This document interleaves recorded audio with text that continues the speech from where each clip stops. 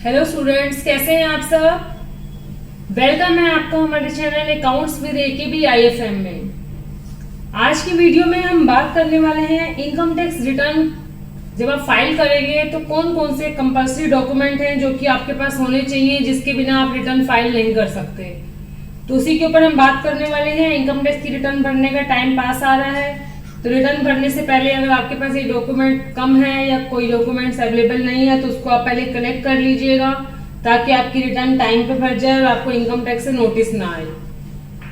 इन documents को पास होने से क्या फायदा होगा आपको, एक तो ये कि आपकी रिटर्न सही से फाइल होगी, और दूसरी बात, कल को अगर इनकम टैक्स से नोटिस आता भी है तो नोटिस आने पे इनमें जब आपने ये सारे डॉक्यूमेंट्स दिए होंगे तो इनमें से कोई भी डॉक्यूमेंट्स अगर वो मांगते हैं तो आपके पास अवेलेबल होगा, क्योंकि आपने रिटर्न के टाइम दिया होगा, जिससे कि आप उस नोटिस का इजीली रिप्लाई दे सकते हैं।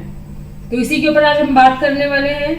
इससे पहले अगर आप हमारे चैनल पर नए हैं और आपने अभी तक हमारे चैनल को सब्सक्राइब नहीं किया तो आप चैनल को सब्सक्राइब कीजिए और वीडियो को लास्ट तक देखना, ताकि आपको पूरी डिटेल मिल सके। और वीडियो आपको कैसी लगी जरूर बताइएगा, और अगर अच्छी लगी तो आगे आप शेयर भी कीजिएगा, ताकि औरों को भी इसकी नॉलेज मिल सके।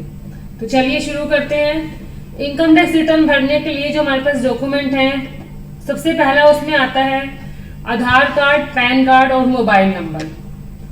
इनकम टैक्स रिटर्न भरने के लिए आपके पास आधार और पैन होना चाहिए, जिससे आप रिटर्न में आपको डिटेल डालने में इजीली होगा, क्योंकि हम जब आईटीआर फाइल करते हैं तो उसमें हमें अपना आधार नंबर और पैन नंबर देना कंपलसरी होता है। इसके साथ साथ ये तो आप नंबर तो देंगे ही, इसके साथ ही आधार और पैन आपका जो है इनकम टैक्स पे लिंक भी होना चाहिए। ये दोनों आपस में लिंक होने चाहिए इनकम टैक्स की साइट पे। अगर आपने लिंक नहीं किए हुए तो आप उससे पहले रिटर्न भरने से पहले इसको लिंक कर लीजिएगा। इसके बाद मोबाइल नंबर आता है। मोबाइल नंबर वो नंबर होना चाहिए जो आपके आधार में नंबर है, क्योंकि जब हम अपनी रिटर्न को वेरीफाई करते हैं तो उसमें एक ओटीपी आता है, वो आधार बेस्ड जो हमारा फोन नंबर है उस पर ही आता है। तो वो नंबर आपके पास होना चाहिए जिस नंबर से आपने अपने आधार को लिंक किया हुआ है, जो नंबर आपने आधार के टाइम पे दिया हुआ है, ताकि आपकी रिटर्न भी टाइम पे फाइल होने के बाद वेरीफाई भी हो सके। सेकंड इसमें आता है फॉर्म नंबर 16 और 16A। अगर आप सैलरी की रिटर्न भर रहे हैं तो आपको फॉर्म नंबर 16 मिलेगा, और अगर आपकी अदर सोर्सेज है, किसी और चीज पे टीडीएस कटा है तो आपके पास फॉर्म 16 है, जो टीडीएस का सर्टिफिकेट होता है वो अवेलेबल होना चाहिए। फॉर्म 16 से आपको सारी डिटेल मिल जाएगी। उसके अंदर में आपका सारा आ जाएगा कि आपने सैलरी आपको कितनी हो रही है, कितने अलाउंसेस मिले हैं, क्या आपका टैक्स कटा है, तो उसकी डिटेल आपके पास होनी चाहिए, जिससे कि आपने रिटर्न फाइल कर सकेंगे। थर्ड आपका सैलरी स्लिप आता है कि अगर आप सैलरी की रिटर्न भरते हैं तो आपके पास सैलरी स्लिप होनी चाहिए। अगर फॉर्म नंबर 16 नहीं भी है तो सैलरी स्लिप से भी आप वो डिटेल नोट कर सकते हैं। अगर है तो अच्छी बात है, और दोनों आपस में मैच होने चाहिए। फोर्थ नंबर पे आता है आपका interest certificate from post office and banks.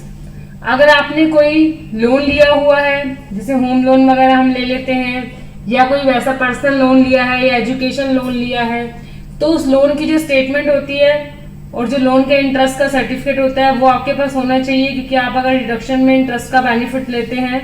इसके अलावा अगर आपने पोस्ट ऑफिस में कोई भी सेविंग कराई है, बैंक में कोई सेविंग कराई हुई है, कोई आरडी खुलवाई हुई है, कोई एफडी खुलवाई हुई है, तो उसकी इंटरेस्ट की डिटेल भी आपके पास होनी चाहिए, और जिसमें कि आप अपनी इनकम में मेंशन करेंगे कि आपको इंटरेस्ट कहाँ से हुआ, अगर किसी पे टीडीएस कटा है तो टीडीएस कितना कटा है, ताकि आप रिटर्न भरने के बाद उस टीडीएस का भी बेनिफिट ले सकें।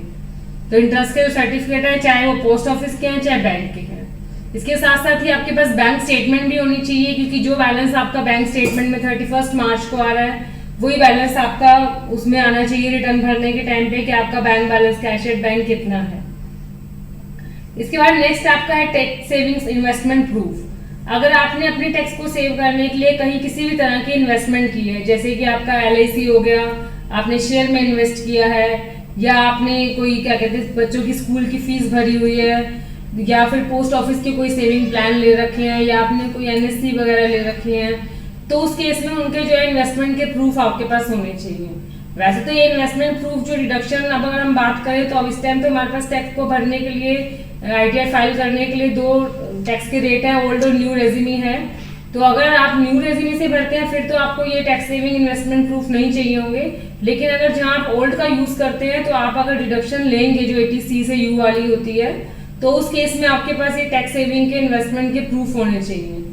इसी के साथ साथ आपके पास हेल्थ इंश्योरेंस प्रीमियम की रिसिप्ट होनी चाहिए कि अगर आपने कोई हेल्थ इंश्योरेंस किया हुआ है तो उसका अगर आपने प्रीमियम पे किया है और उसकी डिडक्शन भी आप लेना चाहते हैं तो उसकी रिसिप्ट आपके पास होनी चाहिए। तो सैलरी के केस में ये सारी चीजें आपके पास अवेलेबल होनी चाहिए ताकि आप रिटर्न भर सके। और 26AS फॉर्म आपके पास सर्टिफिकेट जो TDS का है वो भी होना चाहिए। अगर वो नहीं है तो उसको आप अपनी इनकम टैक्स की साइट से डाउनलोड कर सकते हैं। उसको डाउनलोड करने का भी हमने अपने पहले वीडियो में बताया हुआ है, उसका आप डिस्क्रिप्शन में लिंक देख सकते हैं।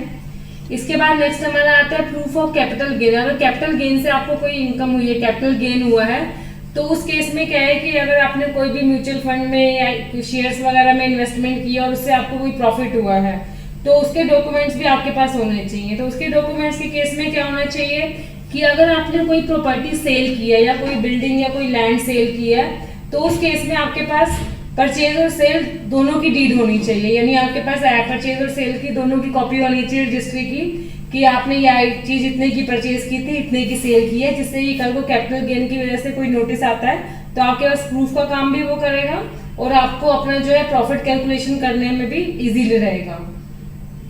और अगर आपने कोई म्यूचुअल फंड वगैरह वो किए हैं, अपने म्यूचुअल फंड्स वगैरह से आपका प्रॉफिट हुआ है तो उसकी भी स्टेटमेंट आपके पास होनी चाहिए।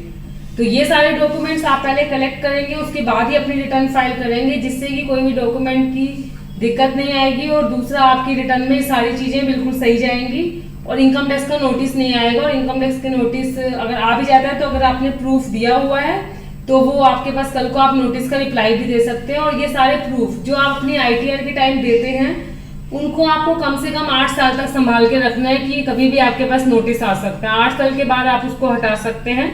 8 साल के बीच में अगर कभी नोटिस आ सकता है तो आप इस वाले प्रूफ को दिखा सकते हैं।